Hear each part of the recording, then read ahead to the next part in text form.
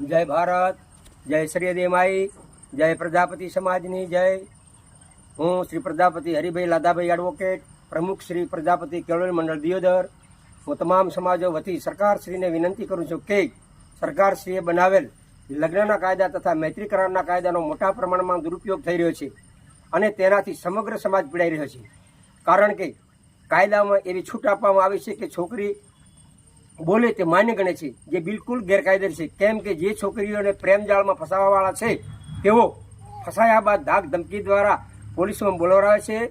हकीकतमां छोकरीना अने छोकराना साचा रिमांड ले तो सत्य बहार आवी जाय एम छे अने आवा बनावो बनता अटकी जाय एम छे। लग्न ए कदाच सामाजिक बंधन छे, बने छोकरा छोकरीनो सगपण करेल होय तो लग्नનું સર્ટિફિકેટ મેળવી શકે, પરંતુ મૈત્રી કરાર એ લગ્ન ગણી શકાતો નથી, એ ગેરકાયદેસર છે।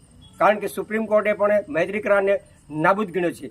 તેમ છતાં કોઈ પણ ભાગેડું પોલીસ સ્ટેશનમાં જાય અને મૈત્રી કરાર બતાવે એટલે સુપ્રીમ કોર્ટનો હુકમ ગણીને પોલીસ એમને જવા દે છે અને એવું કહે છે કે આ તો મૈત્રી કરાર કરેલ છે, હવે તમારાથી કશું જ થઈ ન શકે।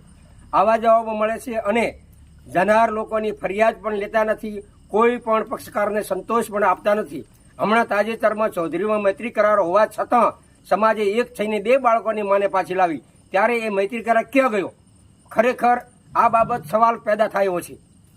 તાજેતરમાં ઓઢા તાલુકો દિયોદર ગામની અમારા પ્રજાપતિ સમાજની અમારી પોતાની દીકરી તેના સગ્ગા ભાઈના સાટામાં વીરવાડા તાલુકો ભીડી મુકામે પરણાવેલ હતી।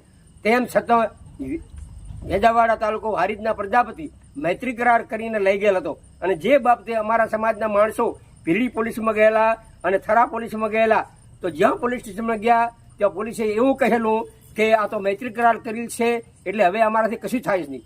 તેમ છતાં પોલીસમાં છોકરી પક્ષની ફરિયાદ પણ લેતા નથી કે કોઈ સરખો જવાબ પણ આપતા નથી અને કાયદાનો દુરુપયોગ કરી અને સુપ્રીમ કોર્ટને અવગણી નાખે છે।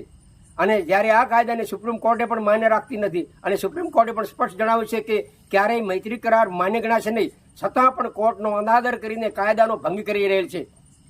માટે સરકારશ્રીની અમો તમામ સમાજોની માગણી છે કે લગ્ન કરાર હોય કે મૈત્રી કરાર હોય, પરંતુ મા બાપની હાજરી અથવા તેમના નજીકના સંબંધીઓની હાજરીમાં કાયદો કરવો જોઈએ અને ટૂંક સમયમાં આવો કાયદો નહીં બને તો સમાજો વેડફાઈ જશે અને અમારે ના છૂટકે સમાજના લોકોને દિલ્હી સુધી પહોંચીને સરકાર સામે લડવું પડશે અને પછી ભલે જેલો ભરવી પડે તો જેલો પણ ભરવા તૈયાર છીએ, પરંતુ આવા કાયદો અમે સહન કરી શકશું નહીં। અને આવો આપ સર્વે સમાજના ભાઈઓ આવો, તારીખ 20/9/2025 શનિવારના દિવસે સણાદર મુકામે જનરલ મીટિંગનું આયોજન